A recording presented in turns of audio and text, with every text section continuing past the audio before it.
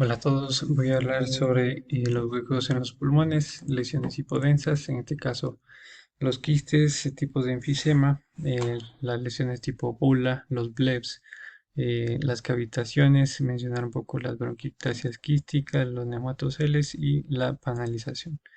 Estas lesiones tienen tres posibles componentes fisiopatológicos o mecanismos para su desarrollo, entre ellos la obstructiva, en este caso se da un efecto de válvula, un mecanismo de válvula unidireccional en el cual el oxígeno puede entrar pero ya no puede salir, va a inflar el parénquima como un globo y van a dar esas lesiones quísticas. En la isquemia hay igual infiltración alrededor de los pequeños vasos y capilares, lo que conlleva a que entre el aire ya se obstruya y va a dar la degeneración quística. En la molecular igual puede haber alteración tanto del tejido conectivo y de las metaloproteínas que conlleva una congestión del parénquima y degeneración hacia la formación quística. Los quistes, por definición, son espacios aéreos circunscritos y redondeados que están delimitados por una pared de epitelio o fibrosis de espesor variable. Entonces, su forma van a ser redondeados principalmente y la pared es de hasta 2 milímetros. El diámetro puede ser variable y el componente principalmente va a ser gaseoso, va a ser aire, rara vez material líquido o un componente sólido. Como de forma normal pueden ser asintomáticos, solitarios o múltiples, se presentan en gente de edad adulta. Se estima que hasta el 25% de personas mayores a 75 años van a presentar lesiones quísticas. Las características evaluamos tanto la forma, la distribución para relacionarnos con algunas patologías. Por ejemplo, cuando son irregulares y tienen una distribución superior, pensamos en la histocitosis de células de Langerhans. Cuando tiene una forma irregular y distribución más bien hacia la zona inferior, en el síndrome de Biddeford-Dubé. En cuanto a las formas de quistes redondeados con una distribución difusa, puede presentarse en la linfangioleiomyomatosis, y cuando tiene una forma redondeada con distribución perivascular, vamos a pensar en la neumonía intersticial linfoide. Acá vamos a ver algunas patologías asociadas como la histocitosis de células de Langerhans, en la cual estas células que tienen una forma dendrítica van a proliferar hacia el intersticio pulmonar y los espacios aéreos. Esto puede ser provocado por un mecanismo de estímulo del humo de tabaco, también puede ser por eh, alguna actividad por parte de algunos genes como el BRAF y el MAPK2, el cual va a conllevar a una disminución de la apoptosis, un incremento de la migración de estas células, y la acumulación conlleva una hiperplasia de estas células de Langerhans, la estimulación de la inflamación con citoquinas, granulocitos y macrófagos, los cuales se van a acumular, pueden formar estos nódulos. Estos nódulos primero se los van a ver densos, que pueden conllevar a una degeneración y van a proceder a estas formaciones quísticas. Esto es más común que se den jóvenes entre 20 y 40 años. Como les decía, tiene una relación con el humo de tabaco. Es más común en hombres y se presenta también con estos nódulos primero. La distribución es hacia lóbulos superiores. En la parte histológica vamos a ver las células de Langerhans e igual otras células inmunes.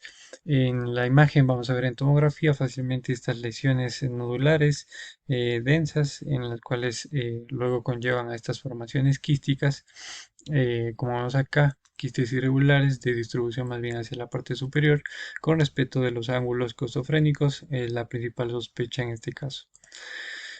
También se puede ver un patrón fibroenfisematoso, en el cual vamos a ver todas estas imágenes eh, un poquito reticulares en las radiografías, que vemos estas formaciones quísticas en la tomografía con gran detalle. En el síndrome de Biddeford-Dubé, este es un síndrome completamente raro que casi no se lo ve, y es un síndrome autosómico dominante asociado al gen de la foliculina, en la cual igual hay una alteración genética de la vía emetor con dilatación quística de las vías respiratorias.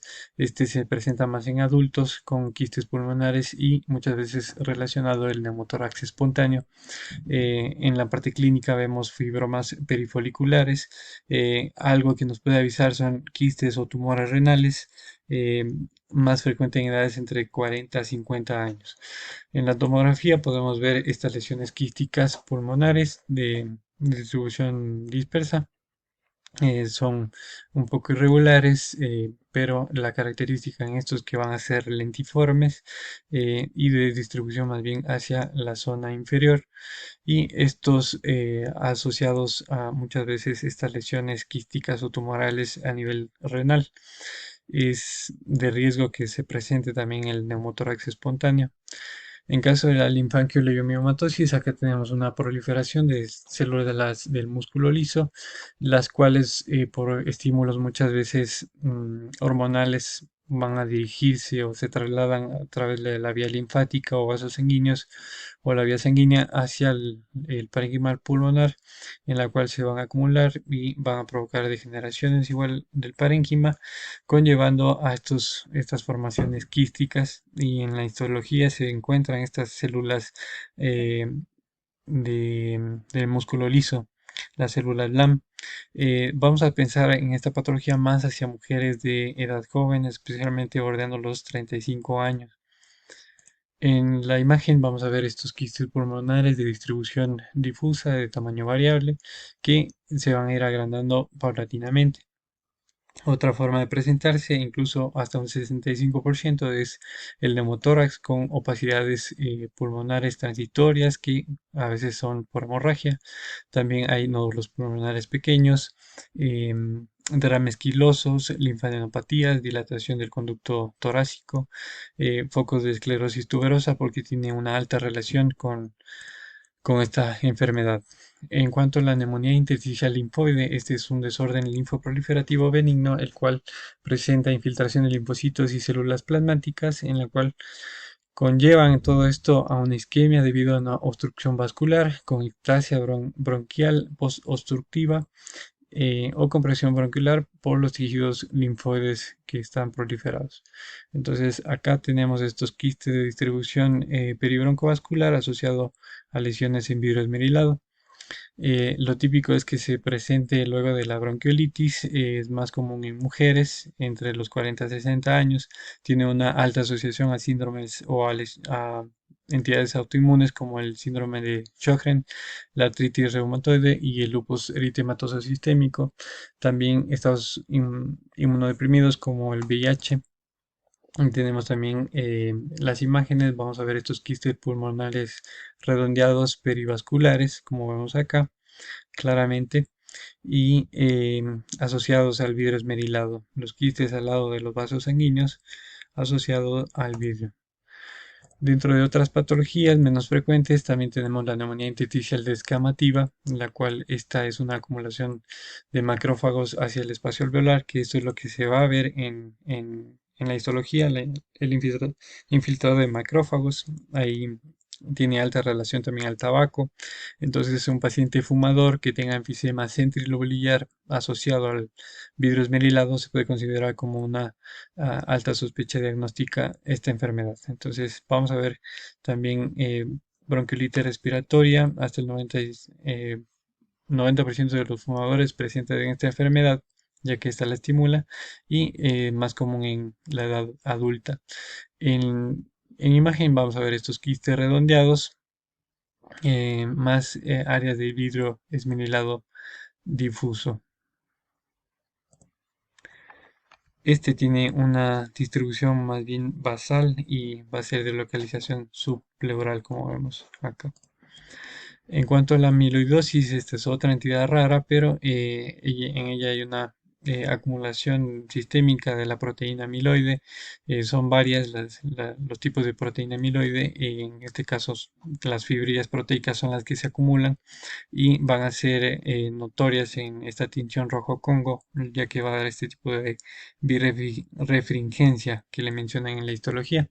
Tiene una forma nodular y difusa. La nodular es la que más se relaciona posteriores formaciones quísticas, sobre todo la afección pulmonar cuando hay la presencia también del síndrome de Sjögren. En caso de síndrome de proliferativo y linfoma también pueden relacionarse más las lesiones pulmonares. Entonces, por imagen vamos a ver estos quistes redondeados de distribución difusa. Generalmente son múltiples, los cuales tienen esta pared delgada igual y frecuentemente se ven nódulos calcificados. En cuanto a las enfermedades de depósito de cadenas ligeras, estas son tipos de gamapatías monoclonales, en la cual hay una sobreproducción y depósito de cadenas ligeras de inmunoglobulina en varios órganos, entre ellas asociadas el mieloma múltiple, la macroglobulinemia. También se puede presentar con daño cardíaco, hepático o neural, más frecuente en varones. Entonces, la distribución de estas lesiones quísticas va a ser de forma difusa, van a ser generalmente múltiples, dispersos, que pueden ser también confluentes, asociado a veces al vidrio esmerilado y a formaciones nodulares, como vemos acá. Para sospechar aún más en esta, vamos a tener esta imagen típica de lesiones osteolíticas en la calota y también en huesos, que nos da la sospecha del mieloma. En cambio, las lesiones por metástasis, hay estas formaciones quísticas, esto es por degeneración de la parte central de las metástasis por componente necrótico, el cual da este signo de este ceral, el Cherios Shine, el cual va a tener este borde un poquito más engrosado, casi tirando hacia las cavitaciones, pero también podemos sospechar cuando son múltiples, especialmente en tipo de metástasis de sarcoma y también adenocarcinoma pulmonar. En cuanto a las infecciosas, recordar que acá es importante más que todo la parte clínica, ya que esta nos va a dar una sospecha. En este caso, nosotros vamos a evaluar eso primero para entrar en contexto del paciente y en el correlacionar estas imágenes de neumonías atípicas asociadas al vidrio esmerilado con estas lesiones quísticas hacia lóbulos superiores, principalmente en caso de neumocistis giro-vesi. En cuanto a la papilomatosis respiratoria, esta es una entidad que se presenta más en pacientes pediátricos, igual por cosas del parto. Entonces acá tenemos estas lesiones nodulares que son las que se presentan al inicio. Luego estas se pueden degenerar y van a presentar el centro hipodenso, ya dando esta formación de quistes irregulares. Acá tenemos también una lesión posiblemente de papiloma hacia la luz de la tráquea. Ahora hablando un poquito de enfisema, tenemos algunos tipos, pero la definición es que el enfisema es un aumento anormal permanente de los espacios aéreos distales a los bronquios terminales acompañado de destrucción de la pared alveolar sin fibrosis evidente. Entonces, primero el enfisema centrilobular, como podemos ver acá, en este hay una destrucción centrilobular de las paredes de todos los alveolos, especialmente los más distales, y puede tener ampliación a los bronquiolos respiratorios y también a todos los alveolos asociados dentro de un lobulillo pulmonar secundario. Como podemos ver aquí, esta es la región más distal del lobulillo que se va a afectar. Tienen áreas de baja atenuación sin pared visible, que esto es lo que nos va a distinguir de los quistes. Entonces, esa es la gran diferencia con los quistes. Y tienen una distribución no uniforme, zonas superiores son las más afectadas en este tipo de enfisema, especialmente por su filiación al alto índice tabáquico y su signo de punto central se da porque el vaso va a estar permanente en la arteria lobulillar del lobulillo pulmonar secundario. El enfisema panlobulillar, este en cambio es una destrucción permanente del acino y lobulillo pulmonar secundario. Todo el lobulillo está afectado, todos estos acinos, también se lo conoce con el término de panlobular o panlobulillar. En este disminuye la cantidad de parénquima sano incrementa el volumen, pero más bien porque hay incremento del espacio contenido de aire o de gas, no porque haya parénquima, sí, y también se puede ver una disminución del calibre de los vasos sanguíneos, se asocia bastante al déficit de alfa-1 antitripsina.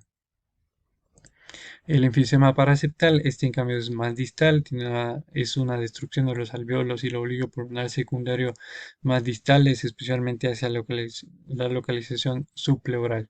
Es de distribución periférico dentro del lobulillo pulmonar secundario, como vemos aquí, dentro de este, pero hacia la parte más subpleural.